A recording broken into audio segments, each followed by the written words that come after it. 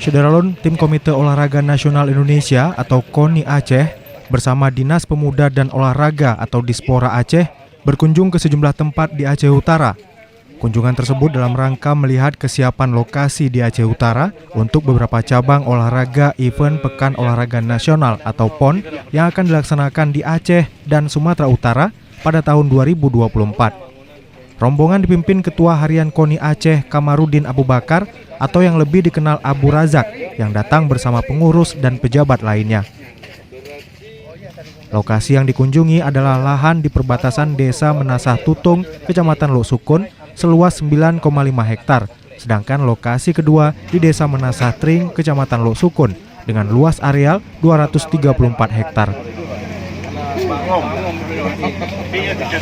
Kami mengumpul data-data persiapan di kabupaten kota ini, nanti kami duduk dan cabur yang sudah ditentukan antara Aceh dan Sumut, 28 cabur yang di Aceh, ini masih beberapa tempat ini masih belum final dan nanti kami duduk pada suatu waktu nanti difinalkan sama dengan Gubernur Aceh bahwa di Aceh Utara ada 3 cabur, di Aceh Timur ada 1 misalnya, itu nanti ada SK-nya dari Gubernur, itu baru pas.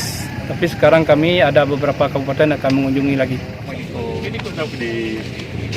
Hasil pendataan nantinya akan dievaluasi dan dibahas bersama Gubernur Aceh untuk penentuan cabang olahraga apa yang sesuai dengan lokasi tersebut.